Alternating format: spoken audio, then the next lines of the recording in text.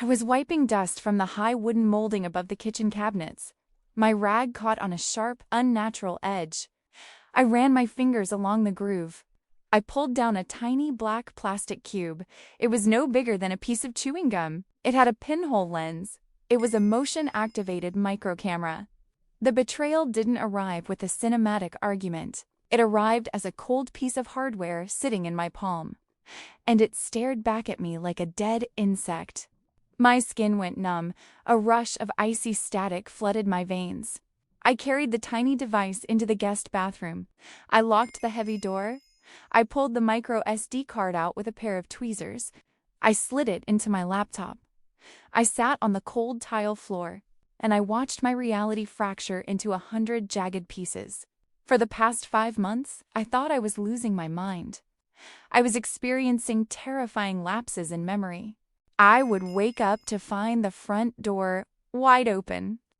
I would find the gas burners on the stove left running. My late grandmother's vintage pearl necklace vanished from my locked jewelry box. I spent nights crying on the bathroom floor, terrified I was developing early onset dementia. My husband, Tobias, was always there to comfort me. He would hold me tight. He would stroke my hair and whisper that I needed serious medical help. He played the role of the tragic, long-suffering husband perfectly. His mother, Corinne, practically moved into our guest room to help manage my condition. Corinne was a woman who fed on drama. She thrived on pity. She spent her afternoons calling their relatives, sighing heavily into the phone about how exhausting it was to care for an unstable daughter-in-law. The footage on the tiny memory card told the real story. I clicked on a video file dated 3 weeks ago. The screen showed my dark kitchen. It was 2 a.m. Tobias walked into the frame. He calmly turned on 2 gas burners. He blew out the flames so only the toxic gas hissed into the room. Then he walked back upstairs. Another file showed Corinne standing in my bedroom. She opened my jewelry box. She pocketed my grandmother's pearls with a sickening, smug grin. She turned to Tobias, who was standing in the doorway. "She was frantic looking for her car keys yesterday," Corinne whispered on the recording. She laughed. It was a dry, scraping sound. "If we keep this up for another month, you can easily get medical power of attorney. We can send her to that residential facility upstate. I can finally turn her messy home office into my sewing room. You deserve a peaceful house, sweetie." Tobias nodded. He leaned against the doorframe. "Dr. Evans already thinks she's a danger to herself. Once she breaks down in front of our friends, it's a done deal. I just need witnesses." The physical sensation of true psychological horror is a strange glitch in the human system. My heart didn't race. My jaw locked so tightly the muscles in my neck ached. They were not just toxic, they were sociopathic. They were running a systematic, calculated psychological operation to erase me from my own life. They wanted the house, they wanted the sympathy. They wanted to turn me into a ghost while I was still breathing. I didn't smash the camera.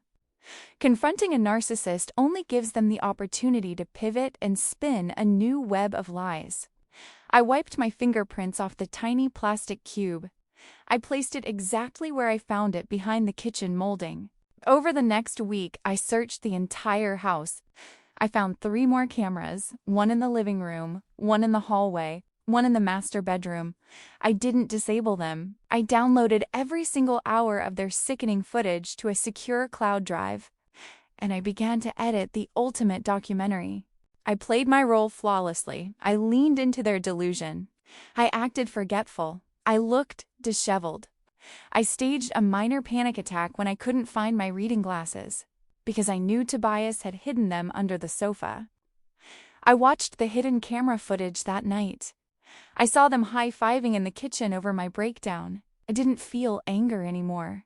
I felt the chilling, methodical patience of a surgeon preparing to amputate a rotting limb.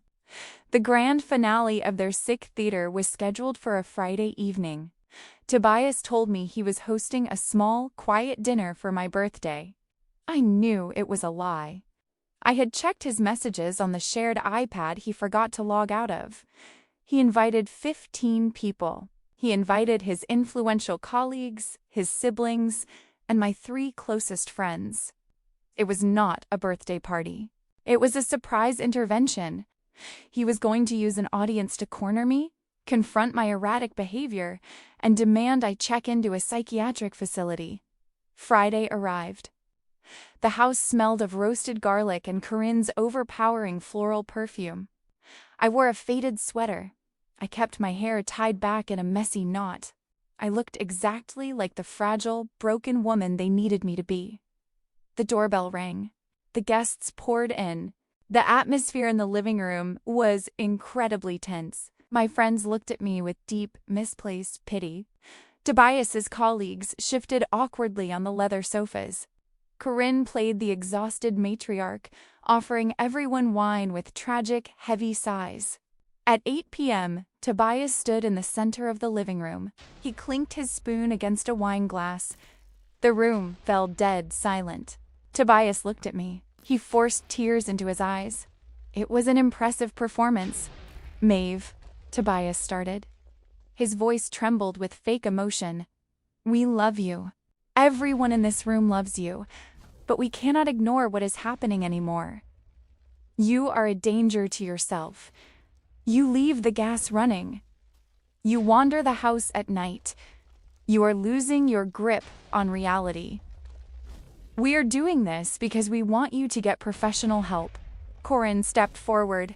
She placed a theatrical, comforting hand on his shoulder. It breaks our hearts to watch you deteriorate, Maeve.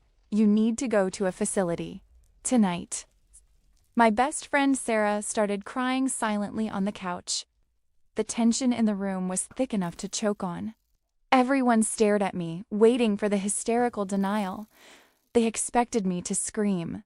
They expected me to prove I was crazy. I stood up slowly from the armchair. My posture straightened. The fragile, broken facade melted away instantly. I looked directly into Tobias's eyes. I appreciate your concern, Tobias, I said. My voice was calm. It sliced through the heavy silence like a scalpel. It is terrifying to feel like you're losing your mind, to wonder if you're going crazy, or if someone is just holding the strings.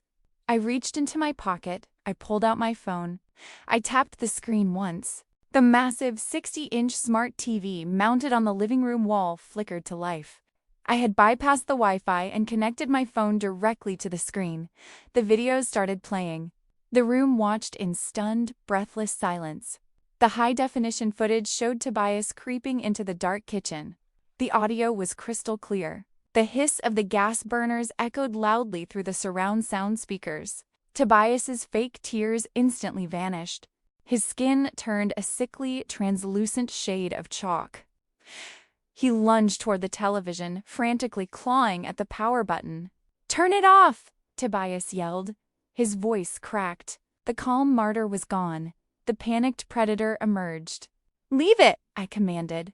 My voice echoed off the walls. I held up the remote control. I disabled the manual buttons. "You wanted an intervention, Tobias. Let's finish it." The video cut to the bedroom footage. It showed Corinne stealing my grandmother's pearls.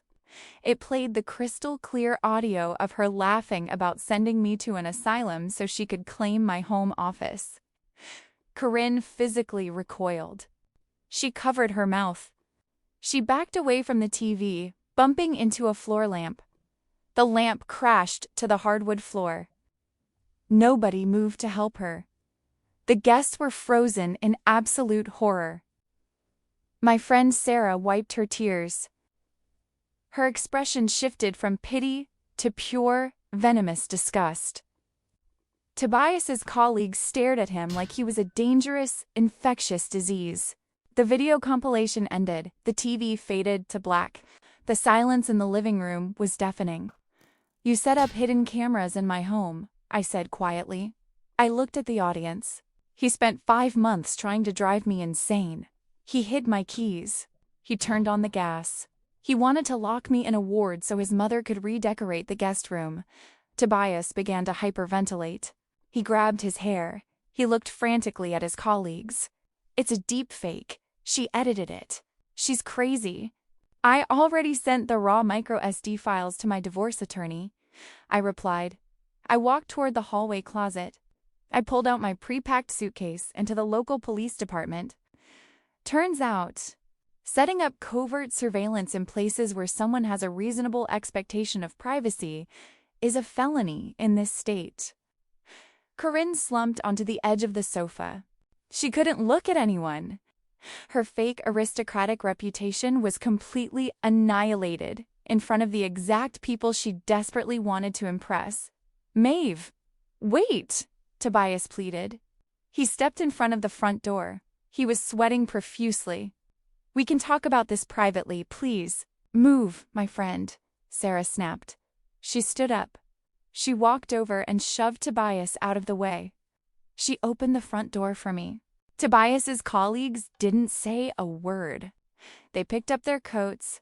They walked out the door in a silent, disgusted line.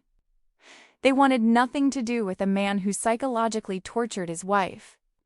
His career, his social standing, his entire fabricated life was reduced to ash in 10 minutes.